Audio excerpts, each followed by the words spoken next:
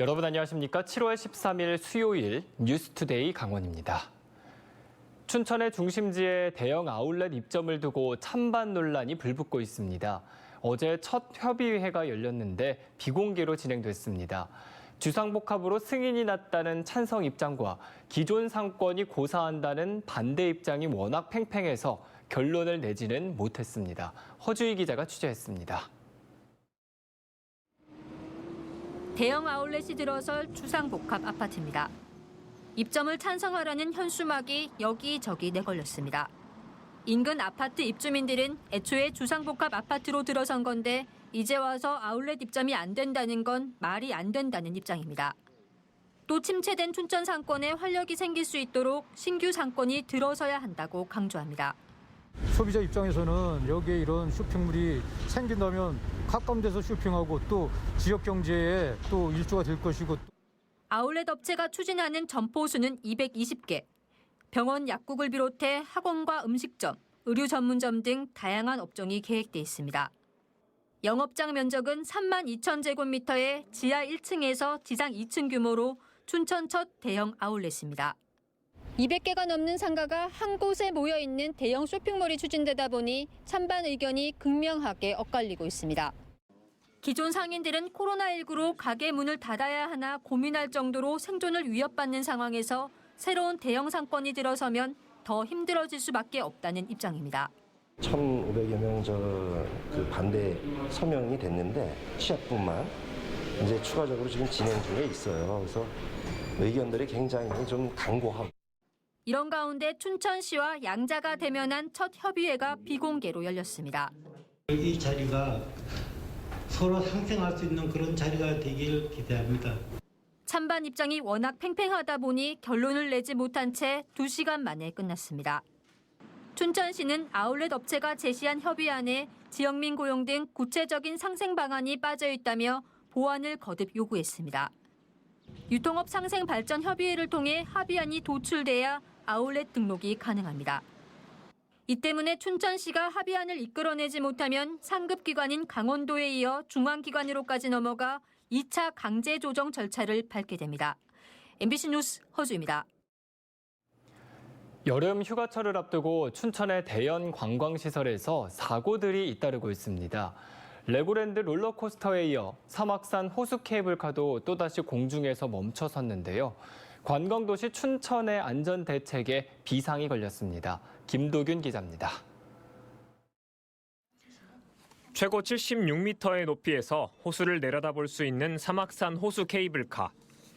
그런데 올 3월에 이어 지난 주말 또다시 멈춰섰습니다. 푹푹 찌는 무더위 속에 7분가량 멈춰있던 케이블카가 천천히 내려오면서 상부 정류장에 있던 승객들이 모두 내려오는 데는 2시간이나 걸렸습니다. 폭염특보가 내려졌던 당시 기온은 30도를 넘었습니다. 엄청나게 더웠어요. 그래서 속옷이 다 젖고 막 어지럽고 현기증이 나고 저희 집사람 같은 경우는 막 구토를 할 정도로. 케이블카가 갑자기 멈춰선 원인은 하차장 센서 오류. 센서 오류가 와이어에 영향을 주면서 가다 서다를 반복했습니다. 다행히 2번 모두 승객들이 다치지는 않았지만 이용객들의 불안감은 이루 말할 수 없을 정도. 7번이나 섰어요. 7번 내려오다가 7번이 선데 멀쩡한 사람도 심장이 벌렁벌렁 하는데 지금 우리들 같으면 심장이 또 별로 안 좋은 데다가. 지난 5일에는 레고랜드에서 롤러코스터가 멈추는 사고가, 바로 다음 날엔 춘천 강촌 레일바이크 터널 구간에서 불이 났습니다. 본격적인 휴가철을 앞두고 10여일 사이에 춘천의 대형 관광시설 3곳 모두 사고가 난 겁니다. 하지만 춘천시는 민간 기업에 대한 사전 안전 관리가 한계가 있다 보니 사고가 발생한 이후에나 지도 관리에 나서고 있습니다. 놀이시설을 위주로 해서 저희가 13일부터 관련 부서랑 관계기관과 합동으로 안전점검을 실시할 예정입니다. 결국 춘천 시민과 관광객들만 언제 어떻게 발생할지 모르는 대형 관광시설의 안전사고 위험에 여전히 노출되고 있는 상황입니다. 법에는 없지만 안전점검을 조금 더 철저히 할 수 있게 좀 매뉴얼을 해달라든지 이런 부분을 좀 같이 논의를 해야 되죠. 관광 활성화를 통한 민생경제 회복은 민선 8기 육동안 춘천시장의 3대 핵심 사업. 하지만 춘천의 대표 관광시설에서 있어서는 안 될 사고가 반복되면서 안전한 관광도시 춘천의 신뢰가 흔들리고 있습니다. MBC 뉴스 김도균입니다. 원주의 한 어린이집에서 아동학대 신고가 접수돼 경찰이 수사에 들어갔습니다. 대부분의 학대가 CCTV가 없는 곳에서 이뤄져 밝히기가 어려웠지만 참다 못한 교사의 신고로 학대 정황이 드러나게 됐습니다. 권기만 기자가 취재했습니다. 24개월 된 아이 등에 날카로운 물체에 긁혀 생긴 상처가 선명합니다. 부모는 놀란 마음에 어린이집을 찾아가 CCTV까지 확인했지만 상처가 생긴 경위를 화면에서 찾을 수는 없었습니다. 속은 상하지만 어떻게 대응할 방법을 찾지 못하고 있던 부모에게 전화 한 통이 걸려왔습니다. 어린이집에서 사고 당시 상황을 숨기기 위해 입을 맞췄고 평소 일부 교사가 아이들을 학대했다는 내용의 전화였습니다. 사실은 애들이 주기적으로 이제 학대를 당했다. 그래서 어떻게 당했냐라고 물어봤더니 이제 뭐 교사방이나 이런 데 끌고 가서 머리를 때리고 뭐 뺨을 때리고 이제 이렇게 주기적으로 맞는 애들이 있다. 전화를 한 건 이 같은 사실을 바로 옆에서 목격한 어린이집 교사였습니다. 동료 교사들의 부적절한 교육 방식을 보다 못해 알리기로 결심한 겁니다. 교사실 들어가서 애기들 머리를 이제 머리를 이렇게 양손으로 친다든지 아니면 뭐 어떤 경우에 그렇게 해요? 말을 안 듣거나 이제 통제가 필요한 경우. 피아동과 같은 반 친구의 부모들도 최근 아이 몸에서 원인 모를 상처를 발견하는 등 이상한 점이 있었다고 말하고 있습니다. 이렇게 얼굴이 부어있고 등짝에 이렇게 상처가 있고 발도 찍힌 데가 있어가지고 좀 이상하게 생각을 했었어요. 그다음에 이제 조금만 뭐만 하면은 이제 무서우면은 막 이렇게 손을 이렇게 막더라고요, 애기가. 그래서 뭐지 그냥 처음에는 이랬는데. 경찰과 원주시는 아이들에 대한 대부분의 학대 행위가 CCTV가 없는 교사실에서 이루어져 직접적인 증거를 찾기는 어렵지만 피해 아동의 부모와 교사 등 관계자들의 증언을 중심으로 아동학대 혐의에 대한 수사를 진행한다는 계획입니다. MBC 뉴스 권기만입니다. 전국에서 처음으로 삼척에 수소 타운하우스가 들어섭니다. 수소 관련 기술이 실제 활용되는 시험 무대가 될 것으로 보여 관심이 모아지고 있습니다. 배연환 기자가 보도합니다. 국내에서 처음으로 삼척에 수소 에너지를 활용한 주택들이 들어섭니다. 삼척시는 국토교통부와 한국에너지기술연구원, LH 등과 이른바 수소 타운하우스를 짓기로 하고 착공식을 열었습니다. 수소 타운하우스는 내년까지 수소주택 1동과 태양광 주택 3동 등 모두 11동 규모로 조성됩니다. 삼척시 교동 8,400제곱미터 면적에 국비와 도비 등 모두 304억 원이 투입되며 단열 성능이 좋은 친환경 주택으로 구성되고 사용하고 남는 에너지를 수소 생산에 활용하는 방식으로 지어집니다. 수소 타운하우스가 완공되면 최대 한 달 동안 에너지 공급 없이 생활할 수 있는 시설이 만들어지게 됩니다. 에너지 절임률 130% 이상을 달성하고 잉여 에너지를 활용하여서 수소를 생산 저장, 다시 이를 이용하여서 에너지 거래를 할 수 있게 함으로써 주거부. 이렇게 지어진 수소 타운하우스는 핸드볼 선수단의 숙소로 사용될 예정이며 일부는 게스트하우스로 활용돼 수소 주거단지 체험도 가능할 것으로 보입니다. 삼척시는 수소 타운하우스를 통해 수소 실증 기술을 확보한 뒤 수소 R&D 특화 도시 사업과 수소 에너지를 기반으로 하는 관광 휴양 복합단지 조성으로까지 확대해 나갈 계획입니다. 수소 에너지 기반의 미래의 도시를 조금 더 큰 규모로 확산해가고 나가는데 기초가 있고 또 이걸 통해서 아마 국토부나 이런 국가적으로 보면 해외 수출형 모델도 기획하고 있고. 삼척시는 또 근덕면 1호에 모두 300억 원을 들여 액화수소 신뢰성 평가센터를 세우기 위해 국비 지원을 요청하는 등 수소 산업 육성에 속도를 내고 있습니다. MBC 뉴스 배연환입니다. 유상범 국회의원이 국민의힘 강원도당 위원장에 연임됐습니다. 국민의힘 강원도당이 운영위원회를 열고 유상범 위원장의 연임안을 의결하면서 유 위원장이 앞으로 1년 동안 도당을 다시 이끌게 됐습니다. 유상범 위원장은 악전 고투 끝에 윤석열 정부를 탄생시켰고 강원도정 교체도 이뤄냈다며 강원도 발전을 위해 진력할 시기라고 밝혔습니다. 또 특별자치도를 완성하고 규제를 완화해 지방선거 때 도민들에게 했던 약속을 전폭적으로 지원하겠다고 덧붙였습니다. 사회적 거리두기 해제 후 맞는 여름 휴가철을 앞두고 관광공사가 안심여행지 199곳을 선정했습니다. 강원도에서는 원주 치악산 둘레길, 간현관광지, 뮤지엄산, 강릉 소량수목원 등 8곳이 포함됐습니다. 관광공사는 지자체 추천과 전문가 심사를 거쳐 위생과 안전관리가 우수하고 친환경적 노력을 기울이는 여행지를 선정했고 본격적인 홍보에 나섭니다. 안심관광지 정보와 안심관광지 인증 이벤트 등은 관광공사 홈페이지 대한민국 구석구석 특집관에서 확인하실 수 있습니다. 강원도의 국민연금 수급액이 전국 평균에도 미치지 못하는 것으로 나타났습니다.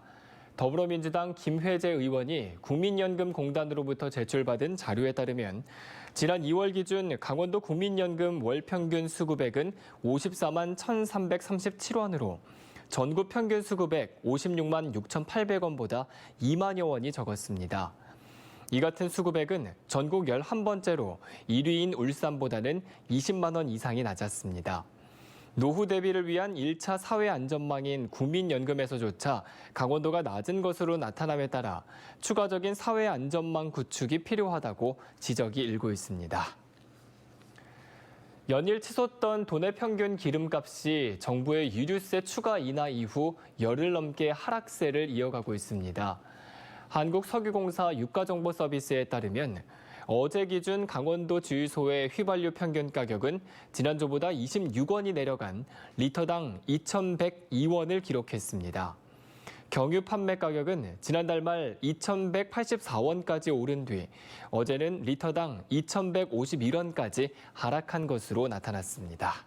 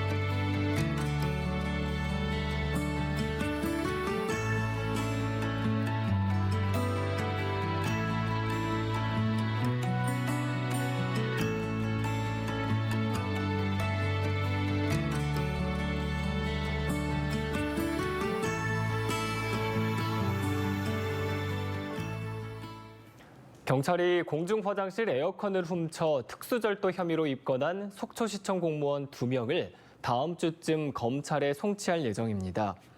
고성경찰서는 이들을 조사하는 과정에서 고성 공연진항 공중화장실에서 훔친 에어컨을 A팀장의 처가에 설치한 것을 확인하고 해당 물품을 회수했습니다. 경찰은 이들을 한 차례 더불어 조사한 뒤 다음 주쯤 검찰에 송치할 예정이라고 밝혔습니다. 인권위원회가 경찰이 고소사건 무혐의 처분 이유를 고소인에게 충분히 설명하지 않는 건 고소인의 알 권리 침해에 해당한다며 해당 경찰서장에게 직무교육을 실시하라고 권고했습니다. 인권위는 고소인이 무혐의 이유를 정확하게 알지 못하면 이의제기 등 후속 조치를 이행하는 데 어려움을 겪게 되고 형사소송법상 수사 결과 통지 의무에도 위반되는 행위라고 지적했습니다. 한편 국민권익위원회는 고소나 고발을 접수한 군사경찰이 한 달에 한 번 수사 상황을 통보하지 않거나 수사 결과를 사흘 이내 알리지 않는 것은 부적절하다며 군 당국의 재발 방지 교육을 권고했습니다. 강원도 의료기기 기업들이 생산하고 있는 소방용 구급 장비를 소개하고 선보이는 자리가 마련됐습니다. 원주 의료기기 테크노밸리가 개최한 이번 행사에는 심장 충격기와 환자 감시 장치, 부목 등 필수 장비를 생산하는 10개사 21개 제품이 소개됐습니다. 이 자리에는 강원도 소방본부도 참석해 구급대원들이 참가 회사의 장비를 직접 시연해 보면서 내년도 장비 구매와 관련한 의견을 나눴습니다.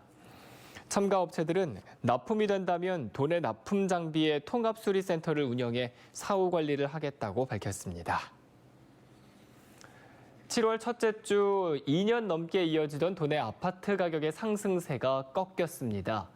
지난 2020년 5월 둘째 주부터 113주 동안 강원도 아파트값은 15.99%가 올랐고 춘천은 18.83%가 뛰었습니다. 하지만 이달 들어 전국 아파트 매매 가격 지수가 0.02% 하락한 영향으로 강원도 내 아파트 매매 가격도 보합세를 나타냈습니다.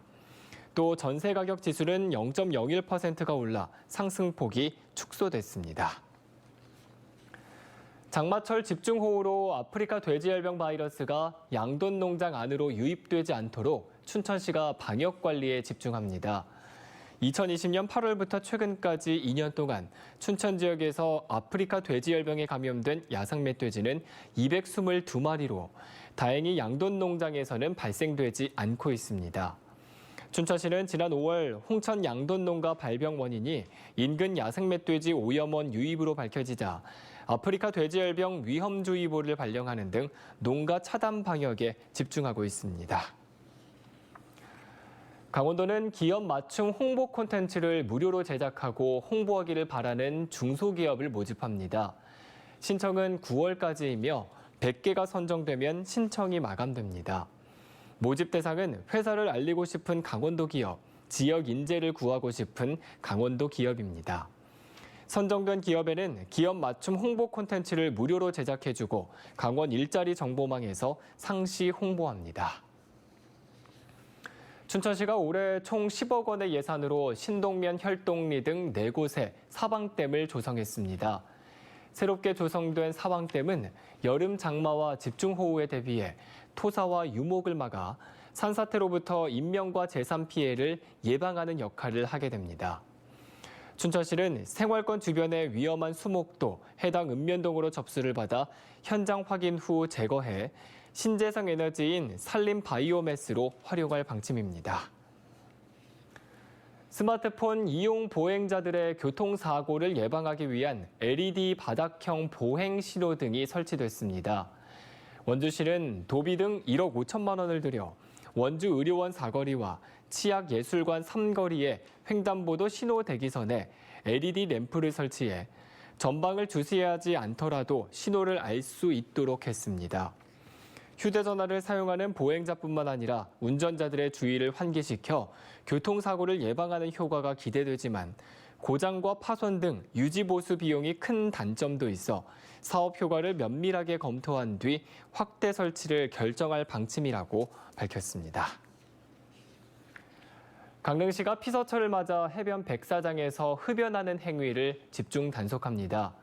강릉시는 다음 달 21일까지 경포와 안목 등 관내 20개 해수 백사장을 대상으로 방문객들의 흡연 행위를 집중 단속할 계획입니다. 해수욕장의 이용 관리에 관한 법률에 따라 해수욕장 백사장은 금연구역으로 지정돼 있으며 담배를 피우면 5만 원의 과태료가 부과됩니다. 올해 7월부터 내년 6월까지 도내 어선들에 할당된 총 허용 어획량이 지난해와 비슷한 수준으로 배정됐습니다. 강원도 환동해 본부에 따르면 근해 채낚기와 근해 통발, 저인망 등 도내 6개 업종 어선에 할당된 총 허용 어획량은 14,557톤으로 지난해 14,679톤의 99% 수준을 보이고 있습니다. 올해부터 총 허용 어획량 대상 어종에 갈치와 참조기, 삼치가 새롭게 포함됐지만 강원도는 예년과 동일하게 오징어와 도루묵, 붉은 대게 등 6개 어종에만 TAC가 적용됐기 때문입니다. 곤충 생태체험 및 교육 연구기관인 인제곤충바이오센터가 15일 상남면 하남리에 문을 엽니다. 1,900여 제곱미터 면적의 4개 동으로 만들어지는 곤충바이오센터는 전시실 3곳과 표본 제작실, 개방형 연구실 등이 들어섭니다. 기획 전시실에서는 전국에서 유일하게 루리 하늘소를 전시하고 유리돔에서는 인제곤충바이오센터가 전국 최초로 인공 증식에 성공한 남방 오색나비도 볼 수 있습니다. 별도의 관람료는 없고 매주 화요일부터 일요일까지 관람할 수 있습니다. 이상으로 뉴스투데이 강원을 마칩니다. 함께해 주신 여러분 고맙습니다.